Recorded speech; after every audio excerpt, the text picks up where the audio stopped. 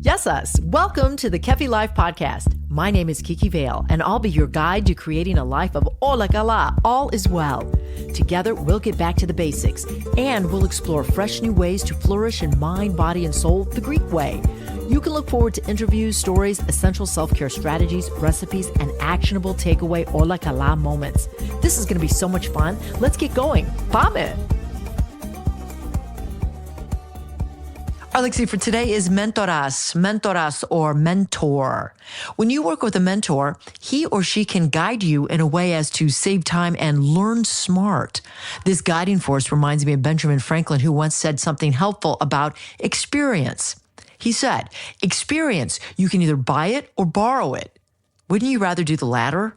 Friend, as you begin to grow or transition in your career, consider a mentor or mentoras with a proven track record in their field so that he or she can help you become the best as you rise.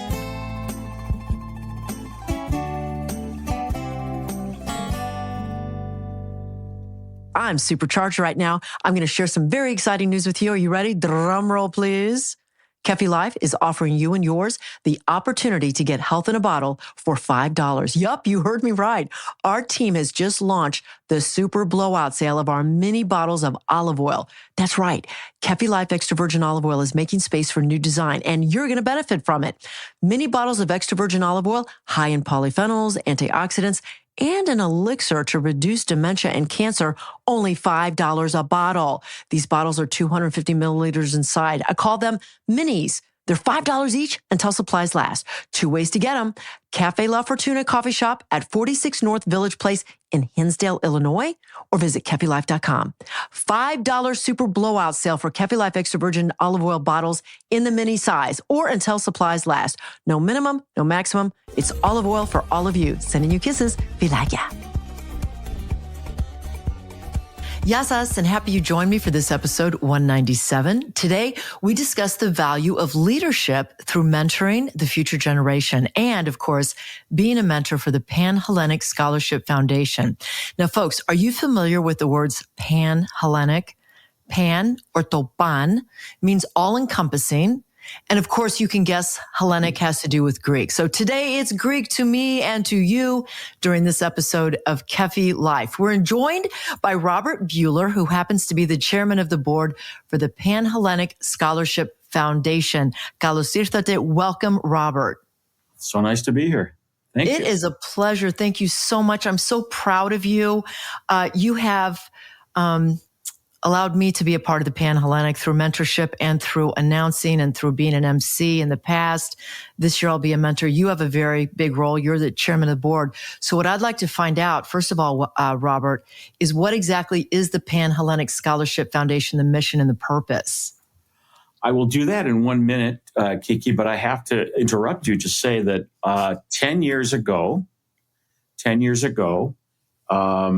you were our first MC, my first MC, after Chris passed in 2015. It was my first gala, and we said, how do we get the most dynamo person to MC this first event? And that was Kiki Vale. And that was really what set the whole evening off perfectly with your style and your Kefi that brings it to the room all the time. So you and I are special in that sense because I was new and nervous, and you helped everybody get through it all. And it's now been 10 years. Chris passed in 2015. Just a side note, we will be having a memorial for Chris Sunday, June 14th, after the gala. We put the kids on the bus after the gala. You know, normally everyone said they go home and they leave. And Metropolitan Nathaniel said, well, what if these kids are so good, why aren't they going to church on Sunday? And we said, very good point. So now we have a bus on Sunday after the gala. Probably 40 or so of the kids will attend, and we will have a memorial that day for Chris at the cathedral on LaSalle Street at church. What a beautiful thing to do and to perpetuate Hellenism, but also what we stand for. By the way, thank you so much for those kind words. You really make me feel I appreciate it. I appreciate it so much. So when we talk about Chris Tamaris, please introduce him to our audience. We have people listening from all over the world. Who was Chris Tamaris, and what was his purpose for creating the Pan-Hellenic Scholarship Foundation? Sure. Chris, his story is, like many Greeks that come to America, it was a tough story. He sort of left Greece after, sadly, his father was killed in Piraeus, sort of in front of him as a boy. And he then struggled and said, I've got to get to America. So he came to the States. He was in school in New York at Columbia. He made it through, I don't have all the specifics, but like a semester, and then ran out of money. So he could not stay. He then went south and got some jobs down south and started a restaurant and started some businesses. Ran into his then a beautiful woman, Nancy, became his wife. They got married. He then brought Nancy to Chicago, and he started, again, odd jobs like most immigrants of modest means. And he had this passion, though, to create euros that would be American appealing. So in Greece, as you know, you go by the euros cart and it's got meat and fat and it's hanging there and it's really good. It's actually quality stuff, but not that appealing to Americans. So he spent a lot of time figuring out every evening after working, he would spend time trying to figure out how he could get lamb and pork and beef to gel and be together on a wheel. He eventually succeeded with that and started Kronos Euros. And so Kronos developed, and he, brilliantly had the plan that said, look, the snack shop guy really can't afford the cooker. I'm going to give you the cooker, but you're going to buy my wheels forever. It's sort of like you buy a Hewlett-Packard printer, not so expensive, but then you got to buy those ink cartridges forever. Same thing. He had that marketing concept in his brain as a young man, and he built Kronos Euros to a very, very successful level. He sold it in 93, I believe, to a private equity group. He then took most of his money at that point and started to give back. I mean, he was very generous before that, but he also started to give back. And because he could not continue his education, one thing he wanted to do was to say, I'd like to help, young students in need, and I'm going to give them scholarships, but it's not going to be, $1,000, $500, $2,000. It's going to be $10,000. So he thought a $10,000 scholarship would make a meaningful impact for a young student in need. And that's how he started it out. So it was originally called a little different name in the beginning, but it evolved to the Pan-Hellenic after about the third or fourth gala. It was not a gala, it was a smaller dinner. And then it turned into sort of cranked up to become very, very significant. So he had always had a needs-based focus for students with $10,000. But then he also got a lot of applications from non-needs kids that were really exceptional. So he said, listen, I have to take care of those kids too. So let's have them also become Pan-Hellenic scholars, and we'll give them a $2,500 payment. And the kids, even though their family may be of means, for a scholar to earn that for their hard work, getting $2,500 for their achievements really, really, went a long way to help them with their appreciation and their confidence and build their careers. So here again, a very brilliant marketing plan. He also insisted, though, that we don't just mail checks out to the kids. There are a lot of scholarships out there. So the real distinction here is that, number one, our distinction is the kids are, and Kiki, this year, I think if we have anybody below 3.7, it's maybe in grade point, it's like one or two people. They're all 3.7 and above, and exceptional students. Now, they can get scholarships anywhere. The distinction, though, for us is we dig down in the applications and we find out what are they doing in their Hellenic beliefs and background while still in college. Maybe they grew up as good young Hellenes. They went to college and kind of gave it all up. And, maybe they're losing a little bit of that value. So he thought, I want them to come back. They are still Hellenic, doing certain things, either starting clubs or going to the church in the community of the college or connecting to others. And those are the ones we really want to give a lift to, a reward to. So your Hellenic background is essential in the application process. Unfortunately, we have to take a pass on many students that are very worthy, even with Hellenic value, because we have a certain amount of money to give. but you have to have the distinction of having a Hellenic real drive. And so it's very significant. So that's the distinction versus all other scholarships. Secondly, again, a brilliant thing. He said, I want the kids to come and receive the checks, and I want them to come to a nice formal event, because these kids are going to be somebody in life someday. And it's always awkward putting on a suit or maybe putting on a dress or whatever. And they're going to have to get used to it. So I'm going to have them come. I'm going to have a formal event. They're going to network with people that have achieved quite a significant things in life, and donors that do appreciate them. And we're going to get their social and their sort of skill sets ready for being, that next level of young adults and growing as a professional. So that, to think of that for a guy that came from Piraeus under difficult circumstances, that was all his genius. Really something. Well, Chris Tamaros is the quintessential leader. He, as you say, was so brilliant in his marketing, but he had a big heart. And from what you said, he was really trying to perpetuate two things that I'm so crazy about and I adore, which is leadership and Hellenism. And I have such a special connection personally. I'm just like so honored to be involved. But the special connection is when you were describing what Chris did with the gyro machine and with packing the gyro. My father, as an immigrant coming from Greece to America, started a business, Tassos Greek restaurant. He would use that machine. He would pack that meat. So I'm like, oh my God, I think my dad must have met Chris Tamaros somewhere along the lines. Of course. And I have so many stories, positive stories of Chris, not just the scholarships, but how he helped so many families along the way. And again, he wasn't always a means. Even when he didn't have great means, he still had that heart. And that's what he was. On June 14th at this gala, which is exceptional, we get dressed up and we get to meet other like-minded people from all over the country that are highly accomplished, one of which is a paradigm winner. And I remember introducing a couple paradigm winners. Describe quickly what a paradigm winner is and this year's paradigm winner, which is Sia and Tom Sulelis. Excuse me, Sulelis. The year that you and I did it, our first year, we had John Koudounis. Correct. John is now a CEO at Kalamos, and John did a marvelous job. He also worked hard in college. He went to Brown. He played football.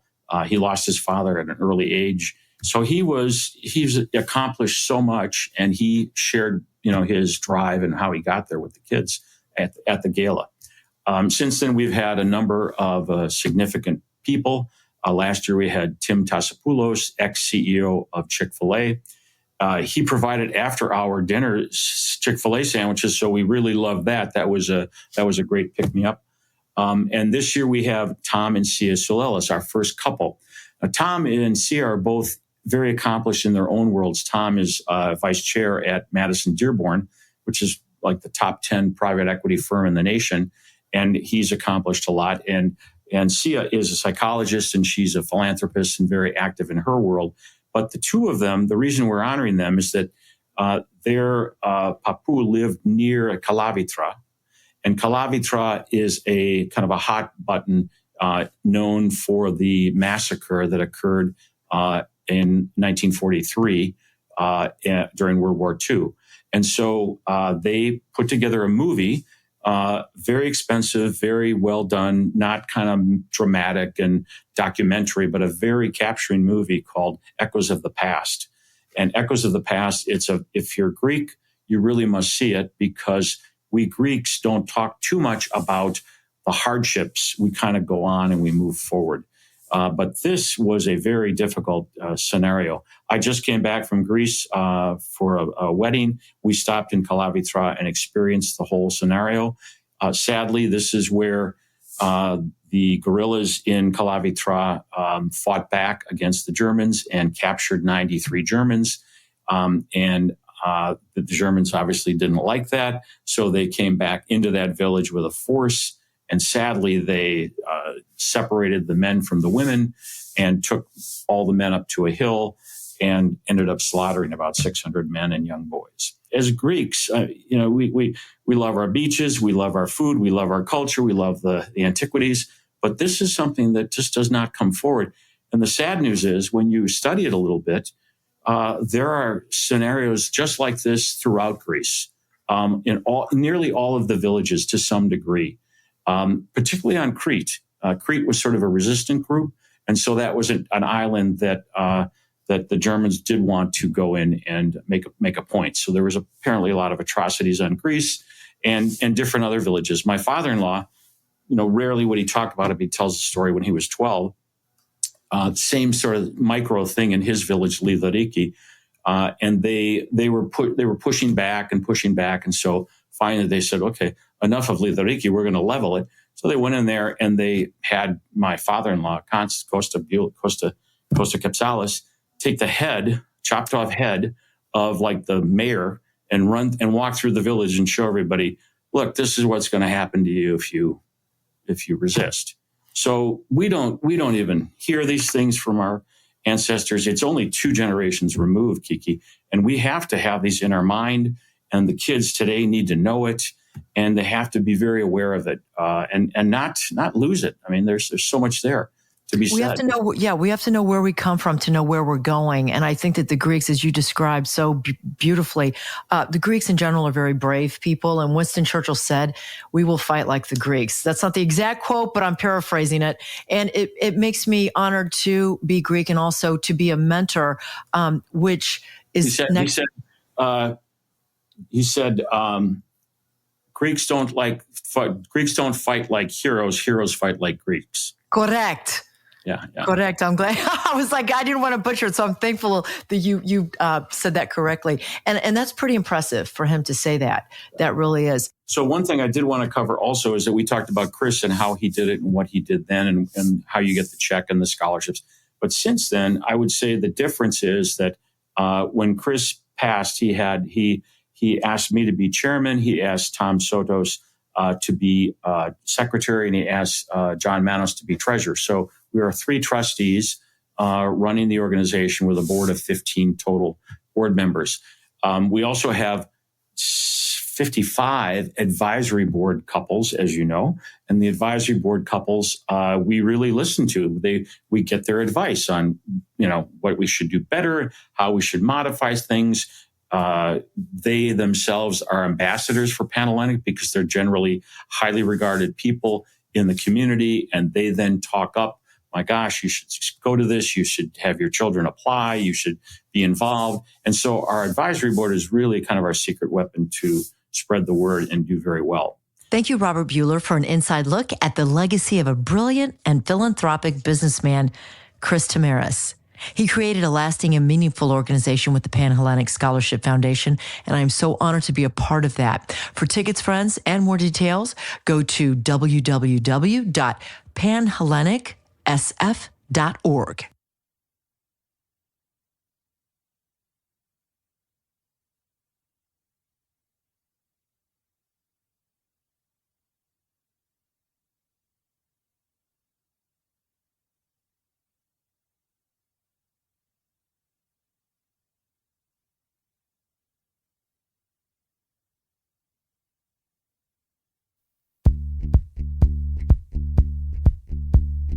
Kiki Vale is the founder of Kefi Life.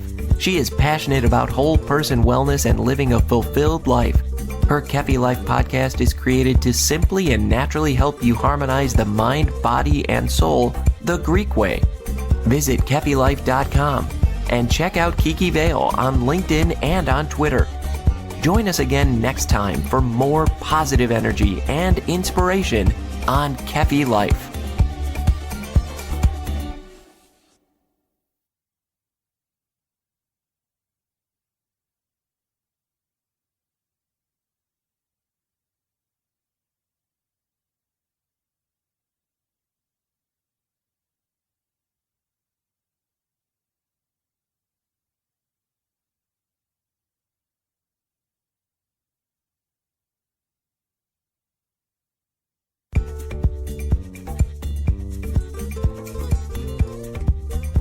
Yamas, today I'd like to personally invite you to sign up for my Tuesday newsletter.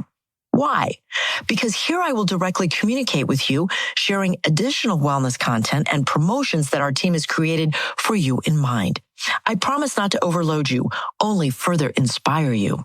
Visit KefiLife.com today. Sign up for the Tuesday newsletter, bringing you one step closer to Ola Kala, all is well.